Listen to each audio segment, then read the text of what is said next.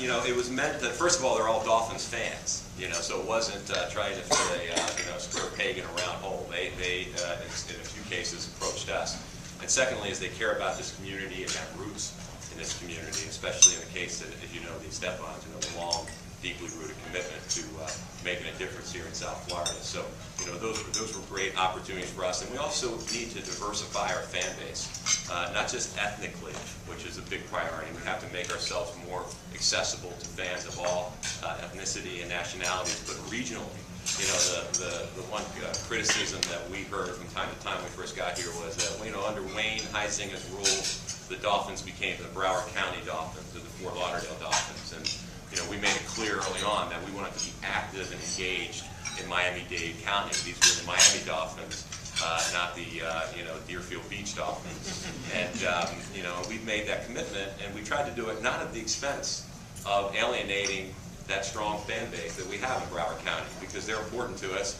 You know, this is the region's team. It doesn't, again, much like the Heat and the Dolphins scenario, one area's emphasis doesn't come at the expense of something else. There's enough here for everybody. We need to reach out to everybody and make the stadium an entertaining place for everybody to come time and time again.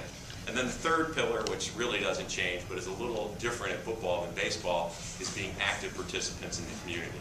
You know, sports teams have a unique opportunity. We're not an everyday business.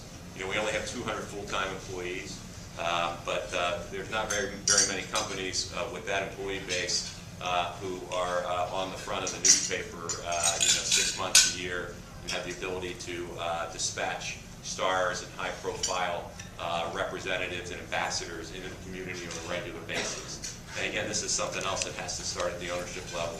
We're very focused on a grassroots effort, and you know, I think our involvement and participation with the chamber is an example of. We just don't want to say, you know, hey, we're a member of the chamber. We want to be active. You know, we don't want to walk the walk, or talk the talk rather. We want to walk the walk.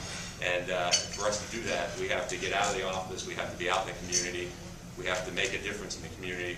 You know, we launched a program this year. I won't go into the detail of all of our community initiatives, but one we're particularly proud of is we launched a program called the Miami Dolphins Special Teams Unit. It's a play on words. Those of you who are football fans know special teams is a part of the game. But what we're trying to do is build the largest volunteer coalition in professional sports. And as of right now, we have over 35,000 volunteer hours pledged by over 1,000 individuals in the next year. We sent these volunteers under a Dolphins logo. They wear Miami Dolphins orange special team shirts, and they can do anything from you know, paint a school, redo a field, help at a charity, another charity golf tournament that needs volunteers. What we want to do is build a platform to engage. And a lot of people that are struggling, tough times, that can't write checks for the foundation, we're asking for something more valuable from people who want to be involved, which is their time. And many people want to dedicate their time, and gives them an opportunity to become part of our family in a way that we can collectively make a difference in the community. So that's a major priority for us, and hopefully you'll see, the next time you see those orange shirts out around town directing traffic, or helping get a cat down out of a tree, or whatever they may be doing, know that that's part of our outreach. You know, we also have a corporate responsibility to be active in the community, and that's kind of a new priority. I think that, you know, some sports teams operate sort of in a cocoon. I'm not suggesting that the Dolphins did prior to this, but you know, there is a over the transom mentality that I call it. That, you know, you just kind of take what comes your way. We have a different approach, which is to be aggressive and engage. We need to be not just a good community partner. That looked good. We have to not just be a good community partner, but we need to be a corporate partner. And we need to, you know, figure out ways that we can be business partners, drive economic value to the community. Certainly, you know, one of those primary ways, you know, high profile is the Super Bowl, Pro Bowl, which, you know, we just had here, and I know it was a tremendous month of February here at the beach as it related to hotels and restaurants. You know, there are other things that we want to do to engage from a business perspective to help drive economic value in the region, and that's something that we'll be very focused on, sort of separate apart from our philanthropic activities, but an important part of the role that we play in the community. We're not always just going to ask, we have to deliver, and we believe if we deliver, and we're true partners in that spirit, that, you know, everything else will take care of itself. You know, people want to be a part of those organizations that demonstrate an ongoing commitment to caring. You know, there's an old saying that people don't care what you know until they know that you care, and I think that's what we have to demonstrate over time. So, you know, we're going to be very focused on working on bringing future economic value here. Obviously, there's a sort of lightning rod issue out there on that front with regard to what needs to be done in order to do that. We're engaged in that process right now. There was a lot of media thrown around, I think, early this year with respect to stadium improvements and should they be publicly financed or privately financed. The answer we have today is we don't know yet how they should be financed. We're not even sure yet that they all need to be done. What we do know is that the competitive landscape for attracting future Super Bowls back to South Florida is changing. And it's becoming more difficult, more challenging because of new venues coming online in Dallas, Phoenix, Santa Clara just voted for a new facility. So what used to be a rotation, and discount New York, there's been a lot of talk about New York, but the NFL has a long history of going to cold weather destinations that have new facilities for one-off Super Bowls, and I think that's what this is. This one happened to be played outdoors, but you know, next year's in Indianapolis, and you know, there's been two in Minneapolis. You know, none of the NFL owners like going back to Minneapolis, I can assure you, for the Super Bowl, but there's sort of a quid pro quo for those communities stepping up and getting new facilities done.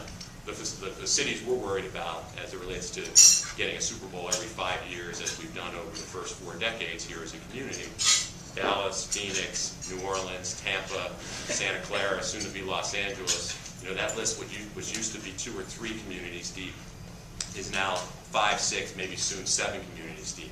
And you know, we just have to make sure that we continue to put our best foot forward. The commissioner has said at the NFL, you know, Super Bowls and Pro Bowls are awarded to communities, not teams. We believe that, and we believe that you have a stake in this, we have a stake in this, and together we have to work to put ourselves in the best position to attract these kinds of events moving forward. Beyond that, it transcends just the NFL. You know, we have a facility that could play host to the 2022 World Cup. Debbie Diaz and the committee is leading an effort to do that. We had a great rally on Sunday that perhaps you saw on television or in the newspaper. It was one of the largest parties here in the United States around the World Cup finals. We have a BCS championship game, which we're now on a regular rotation for every 4 years. That's going to be more competitive with Dallas and perhaps a new facility in Atlanta coming on board.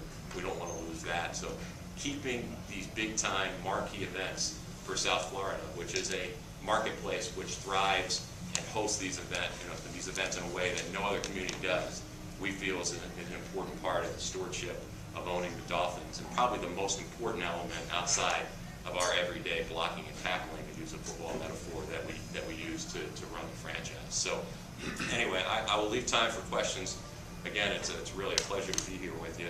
I did have the opportunity to attend your gala, and you know, got to see our friend Michael Aller in his Fred Astaire shoes, which is always a treat. Michael and Steve Ross, you should know, I know many of you know Michael, grew up together in Detroit, and were actually friends from kindergarten all the way through the time that Steve left Detroit and moved here with his family to attend Miami Beach High. His family moved here when he was in junior high. So as you talk about how the strange paths you weave in life, you know, here they both end up back in Miami Beach for different reasons later in their life. So you know, they talk all the time and have a great relationship. So, but it was great to attend the gala, meet so many people, and really get a chance to get a sense of the beach. We have Michael Mandich, who is sort of our unofficial Dolphins ambassador here in his role of running the Beach Channel.